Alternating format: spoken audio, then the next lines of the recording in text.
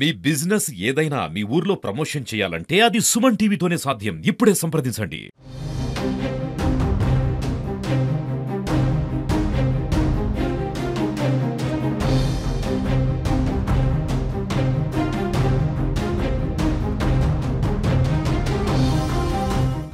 అద్భుతంగా గోదావరి నది మనకు పొంగి పొర్లిందో ఆ వైభవాన్ని తెచ్చుకోవడానికి మరి ఈ నీటి కోసం పోరాటం చేయడానికి కోరుకంటి చంద్రన్న గారి నాయకత్వంలో బయలుదేరినటువంటి సైనికులందరికీ కూడా వందనాలు సమర్పిస్తా ఉన్నాను.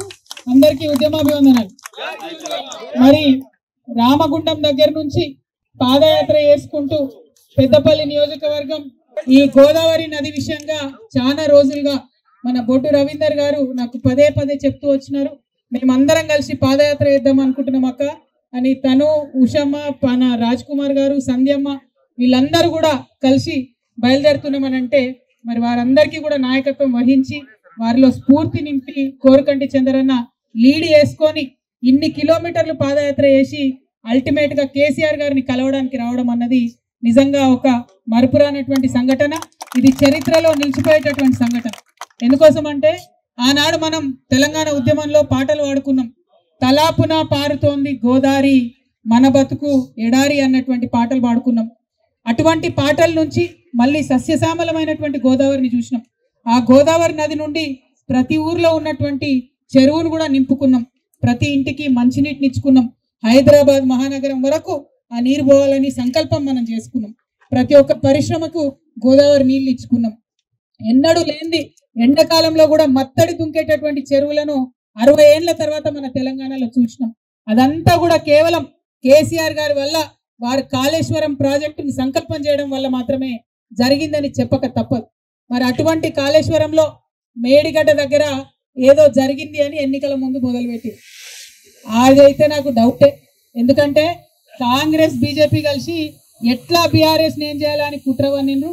ఆ కుట్రలో భాగంగా ఎన్నికల ముందు, ఎన్నికల టైంలో కరెక్ట్గా మేడిగడ్డ బైరాజ్కు పర్యవేక్షణని చెప్తే ఏం జరిగింది బ్రదర్? ఒకటే ఒక్క రోజుల ఎన్డీఎస్ఏ వాళ్ళు, అంటే వాళ్ళు కేంద్ర ప్రభుత్వం ఆధీనంలో ఉంటారు, నేషనల్ డ్యామ్ సేఫ్టీ అథారిటీ, ఒకటే ఒక్క రోజులో వాళ్ళు వచ్చి వాళ్ళు పడవలలో దిగి, నీళ్ళలో దిగి, పడవలకి వెళ్ళి మేడిగడ్డ బైరాజ్ ఫోటో తీసిగో ఇట్లయింది అట్లయింది అని చెప్పడం జరిగింది. మరి ఇప్పుడు ఎస్ఎల్బిసి కూలింది, నెలన్నర అయిపోయింది. ఎక్కడ పడుకున్నారు ఎన్డీఎస్ఏ వాళ్ళు? ఎందుకు రావడం లేదు అంటే దీని వెనుక ఉన్న కుట్ర కూడా మనం అర్థం చేసుకోవాలి. ఒక పక్క కుట్ర చేసి కాళేశ్వరం నీళ్లు తెలంగాణ ప్రజలకు రావద్దని, అంటే నిజంగా కాంగ్రెస్ అధికార దాహం ఎట్లా అంటే ఎన్నికలు అయిపోయినాయి, మీరు గెలిచిరు, ముఖ్యమంత్రులు అయినరు, మంత్రులు అయినరు, ఎమ్మెల్యేలు అయినరు, కానీ ఇప్పుడు కూడా పొలాలు ఎండబెట్టడం మాత్రం నిజంగా ఎంత కుట్రనో మీరు ఆలోచన చేయాలి.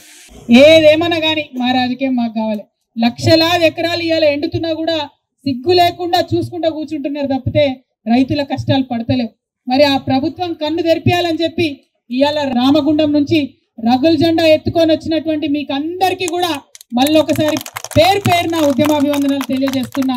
మీ కష్టం ఊరికే పోదు. దేవాదులే కాదు, గోదావరి మీద నిండాల్సినటువంటి చెరువులన్నీ కూడా ఎండినటువంటి పరిస్థితి. దేవాదుల అనేది అంతకుముందు ఉట్టి ఒక మైల్ రాయిలాగా, ఒక శిలాఫలకం లాగా ఉండే. కేసీఆర్ గారు వచ్చినాక దానికి తుపాకులగూడెం దగ్గర సమ్మక్క సారక్క బ్యారేజ్ కట్టినాక దానికి కనీసం ఒక స్టోరేజ్ అంటూ వచ్చింది. ఇవాళ నిన్న 2 మంత్రులు పోయిన అక్కడికి, ఉత్తమ్ కుమార్ రెడ్డి గారు, పొంగులేటి శ్రీనివాసరెడ్డి గారు పోయి కట్టుకవుతుందామని చూసారు, పనిచేస్తలేదట. అంటే అది కూడా తెలియకుండా మంత్రులు, ఇరిగేషన్ శాఖ మంత్రి అక్కడ పోయింది. కేవలం ఒక 6 కోట్ల రూపాయలు అయితే ఆ మోటార్ రిపేర్ అవుతుంది, 1,00,000 ఎకరాలకు పంట వస్తుంది. కానీ అది ఇవ్వకుండా ఇవాళ ప్రజల్ని మభ్యపెట్టే ప్రయత్నం చేస్తున్నారు. ఈ కుట్రలన్నీ కూడా మనం అర్థం చేసుకోవాలి. ఆనాడు కాంగ్రెస్ మీదనే పిడికిలెత్తి పోరాటం చేస్తే తెలంగాణ వచ్చింది. ఇవాళ అదే కాంగ్రెస్ మీద పిడికిలెత్తి పోరాటం చేస్తే గోదావరి నీళ్లు తప్పకుండా మన పొలాలకు వస్తాయనే విశ్వాసం నాకుంది. తెలంగాణ జై బీఆర్ఎస్, జై కేసీఆర్. మన నీళ్ళని మనం సాధించుకుందాం, మన గోదావరిని మనం సాధించుకుందాం. జై తెలంగాణ.